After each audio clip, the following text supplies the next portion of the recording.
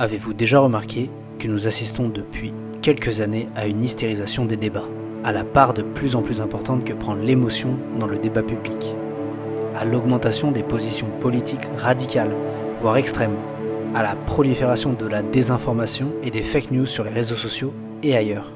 Mais les vraies questions vers lesquelles nous devrions tendre aujourd'hui sont plutôt de savoir qu'est-ce qu'un fait, qu'est-ce que la vérité, qu'est-ce qu'une opinion, qu'est-ce qu'une démocratie, qu'est-ce qui est vrai, qu'est-ce qui compte, et qu'on ne dit jamais.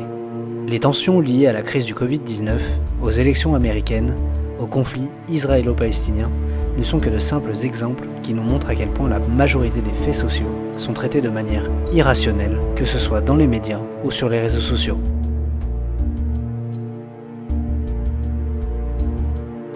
La création du réseau Facts part d'un constat qui est de plus en plus flagrant dans la société. L'actualité et le débat public sont aujourd'hui beaucoup plus orientés par les émotions que par les faits. L'ensemble de la société, nous y compris, on est tous victimes de biais, de méconceptions, de préjugés dans notre rapport aux événements.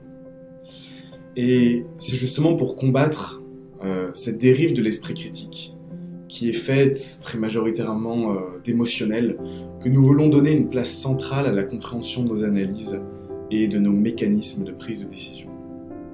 Chez Facts, justement, on pense que la démocratie ne s'arrête pas aux portes des crises sanitaires, économiques, sociales, politiques, ni au portail des ministères ou des institutions étatiques dans leur ensemble.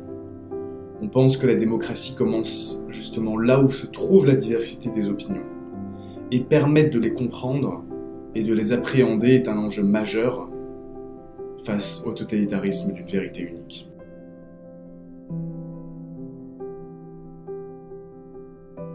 Alors, qu'est-ce que Facts ?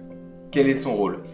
Eh bien, Facts fait le pari d'une lecture du débat public sous le prisme des biais, sous le prisme du comportement humain, sous le prisme du cognitif. Nous pensons que notre comportement humain, notre comportement cognitif, a une importance capitale dans notre rapport aux faits, à la démocratie, à la formation de nos opinions.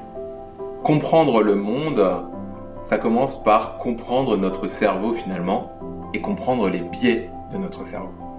Alors vous m'entendez parler de biais depuis tout à l'heure, qu'est-ce qu'un biais ? Un biais, c'est tout simplement un mécanisme qui conduit, par le comportement humain, à une altération du jugement. Mais pour autant, ce qui est fondamental pour nous, c'est que comprendre comment nos opinions se construisent permet de fluidifier la relation entre des opinions et des positions opposées. Pour aller un tout petit peu plus loin, nous pensons qu'en fait la critique de nos propres mécanismes de pensée ne peuvent qu'enrichir la manière dont se construisent nos opinions et ne peuvent finalement qu'enrichir notre pensée initiale. Donc en gros, finalement, notre association Facts pose une question simple. À quel point sommes-nous capables de transformer ce que nous savons déjà ? Vous êtes étudiant, universitaire, membre de la société civile ? Nous pouvons dès à présent travailler ensemble afin de comprendre dans quelle mesure le comportement humain et le cognitif interviennent dans le débat public. Le réseau Facts met en relation des experts avec des bénévoles afin de co-construire un contenu pluridisciplinaire, vulgarisé et accessible à tous. Vous aussi, comme Socrate, vous savez que vous ne savez rien ? Eh bien alors, qu'attendez-vous pour nous rejoindre ?